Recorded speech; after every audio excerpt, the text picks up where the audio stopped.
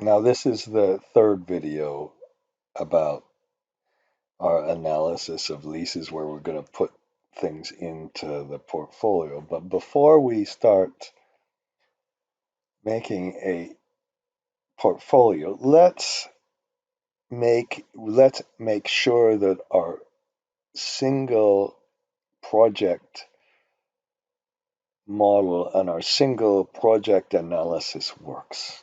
Okay, now I'm repeating myself a little bit here. Uh, the all of the value comes from our ultimate projects.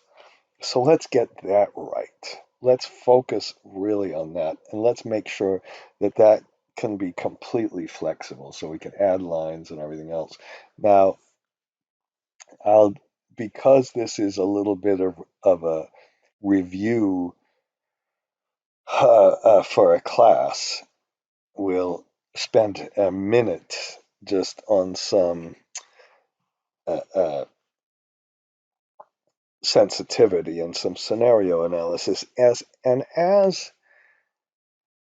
with other issues, and I'm getting more and more emotional about this as I see these models, and as I see these models become monster, bureaucratic, blah, blah, blah models where you can't use a little bit of creativity. Now, I think you want some proof in your analysis. And the first thing we're going to prove is that if we use different lease structures, I've kind of already shown you this, but we're going to get the same result. And then we're going to say, okay, let's just focus on one variable at first at a time instead of running to some downside case.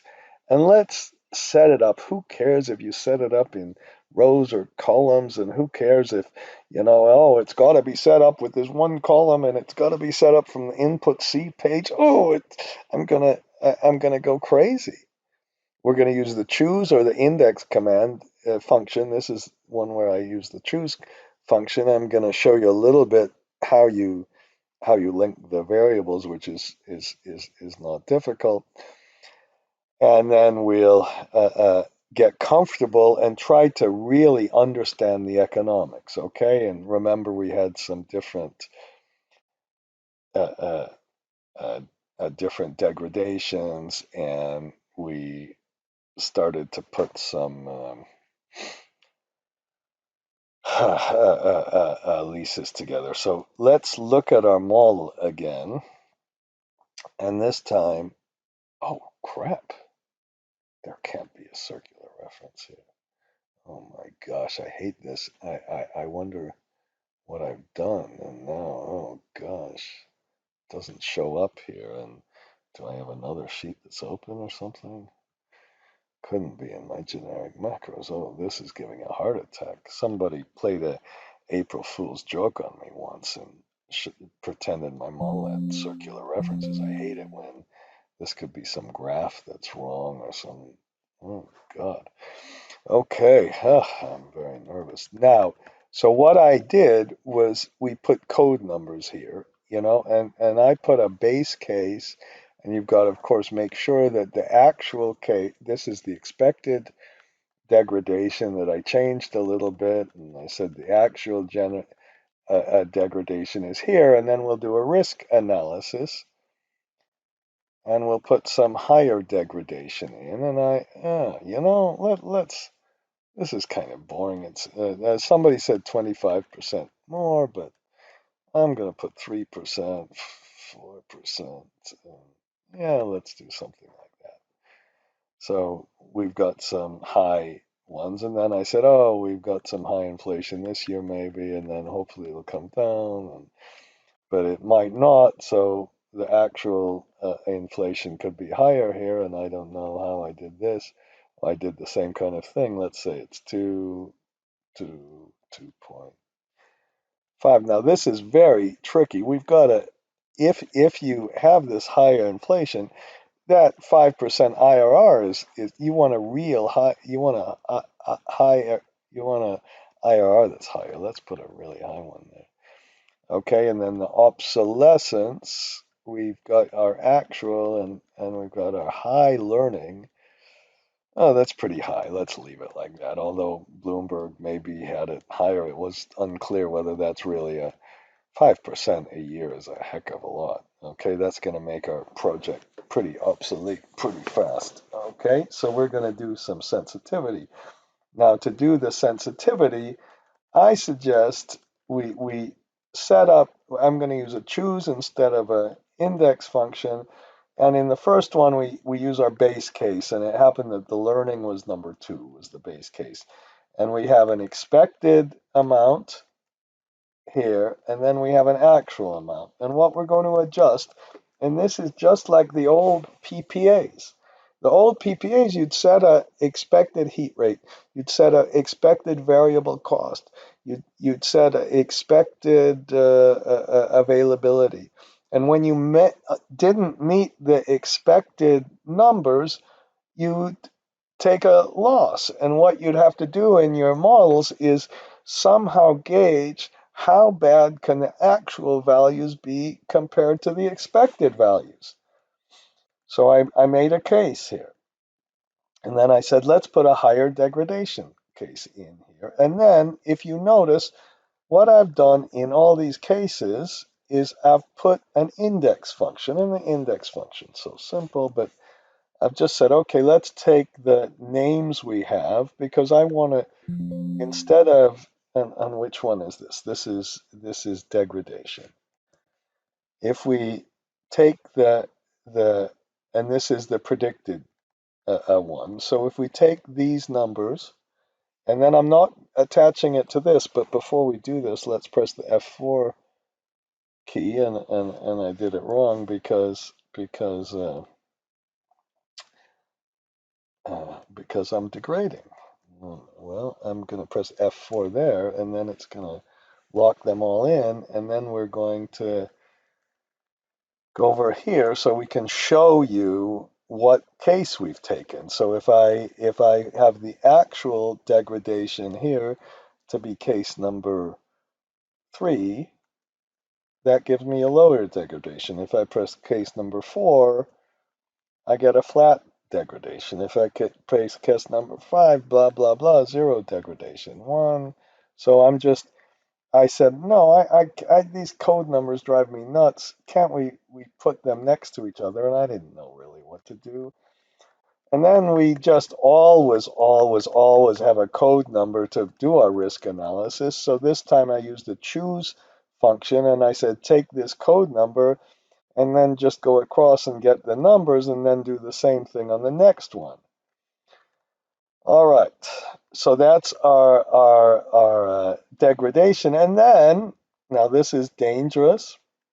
I should be, I think I should, if you press Control A, does that get them all? I'm going to delete all of those because these, I remember I made my solid green thing. And remember this thing, if it's green, you press Control and the square bracket, and then you press F5 and you go back.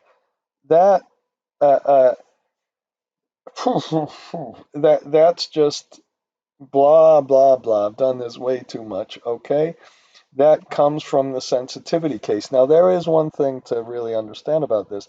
Eventually, this is going to be our template model. I'm going to rename this.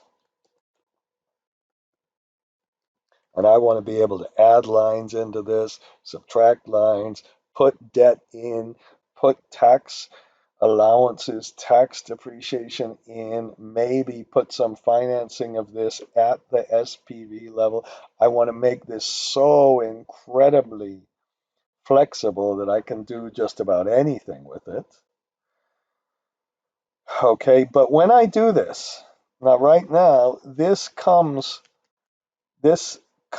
I did a lookup function, and this says lookup on, in this case, the age of the project. And then I go to this input S. Oh, I accepted this thing because we get so emotional about input S and input T and all that. Ooh, blah, blah, blah, blah, blah. When I put the input S and input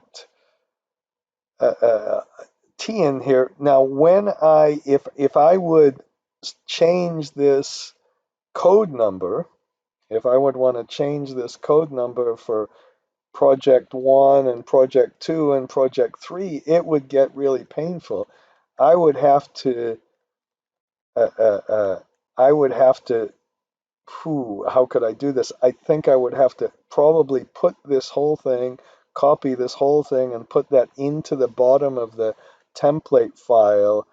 And then I could grab then I'm going to copy this template file. And when I copy it, I have to copy all of those things along with it. And that was a very confusing explanation just now, but it kind of, the theme, I suppose, is that for now, I'm just keeping all of our projects consistent with expected and actual degradation.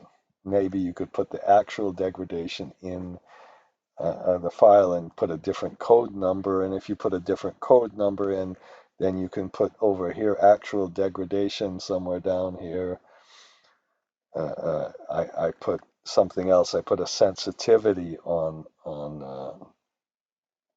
the how many cycles you're going to use, and I put a sensitivity on the ultimate lifetime of the project in cycles. So you could put a sensitivity case and just kind of push things up and down, but putting those input S's in and making those numbers be able to change is a little bit of a technical crap. Okay, so once we have our choose function, then these numbers come from the choose command. So right now, let's do, of course, what I should have done here.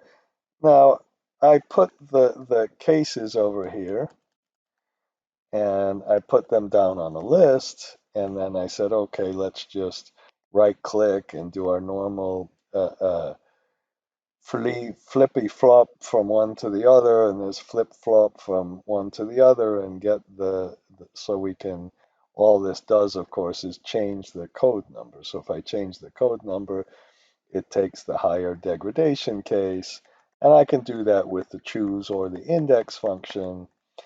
And if I go down and whoops and change the one to the higher usage case, I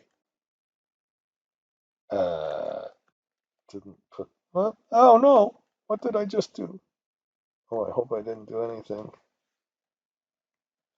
Okay, this higher usage case, we're going to put 130 here.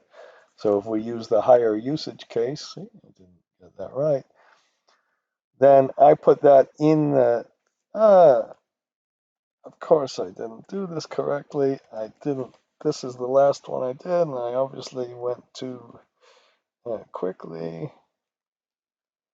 Okay, and then we'll keep that the same. We'll just be able to pretend we're the bank, and we just want to make, I don't want to look at all these stupid little formulas. I just want to assume that the I want to have somebody review the model, assume it's okay, and then I want to really just think about what can change and what kind of risks we really have. Okay, and then so let's put this, where was I? Let's put this drop down box into our usage. So sensitivity, and we put our expected case equals our actual case, and then we have a higher degradation case. And I'm going to look at this one and this one. When I put a higher degradation in, then it all changes, and it just takes the annual number and puts a higher case in, and then when we have a lower one, it puts a lower one in. Okay. The other thing I've done is done something very similar with our different kind of lease structure that we just talked about in the earlier video. And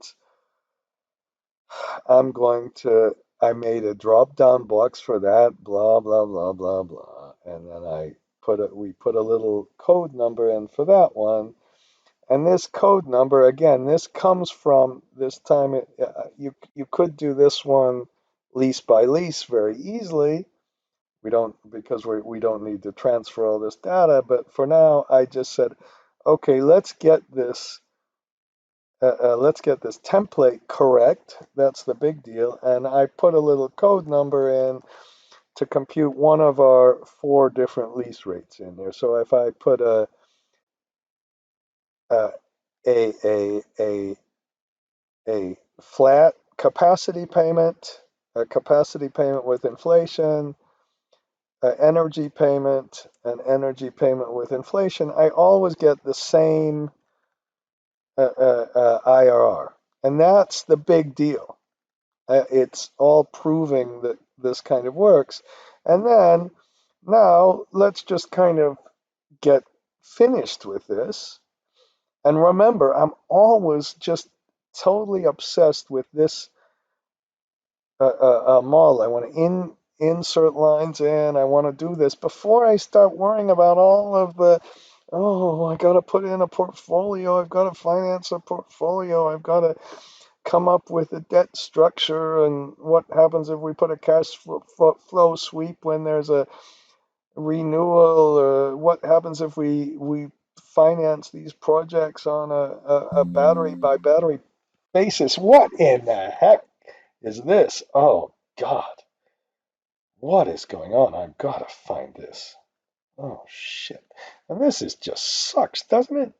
I'm sorry, but if I go to formulas and this one I've tried, I got to come up with something better than this. Where is it? Is it in this? Is it in another file? If I go to formulas, is it in this one? No. Oh man. Well, this is good. I don't care. I care a great deal about this video because I've got such a nice people who kind of asked for it, but well, indirectly asked for it. And so I shouldn't digress this much. Okay. Oh, see how this gets you crazy. This is look at my I'm gonna lose some not sleep, but health. Okay. Now, uh, uh, okay. So now let's start analyzing something. And if we have a higher degradation, our IRR goes down by this much. And of course, you could put a different degradation in, and then you can say, well, what happens if we have inflation? That didn't make any difference. And what happens if we have if we're charging a nominal per kilowatt hour lease and we have a higher degradation, then if we're charging it per kilowatt hour, then we've got more risk in that kind of lease. That was halfway interesting, and I think that's the way it was supposed to happen. So we can go back here now, and you know, using these drop-down boxes again, it's exactly what I'm trying to do to you right now. Imagine you had a thing and you said, no, no, we have to use our data validation. We're not allowed to use those drop-down boxes. Screw you. So not you, not the listener. No, if you're listening to my video, you're the one of my favorite people ever, but the people who don't allow you to do this kind of stuff. And then we can have now I'm gonna put a higher obsolescence. It's the same kind of thing, but this time I don't, and this was a bigger effect. And we can put a nominal, I'm going to put a real IRR here. And then this starts to get kind of scary a little bit because, and this shows you where the risk for me really is. And it shows you all this crap. Oh, all this merchant tail stuff. Can you please just forecast what the value of the project would be compared to a new project at the date? If you're getting a really high value for a wind farm in year 15 at the end of the PPA term, and then you understand that the value you're getting is much, much higher than the cost of buying one today, and then you assume, well, the cost is going to go down as we get more efficient and more productive. Oh my God, what a crazy kind of thing. But that occurs so often, doesn't it? You all know that. And then if we change the lease, oh, I don't know why that changed a tiny bit, but I'm going to leave that because I'd have to actually look at that and understand why that shouldn't have really had an effect, I don't think. Okay. And then now we can put higher inflation in.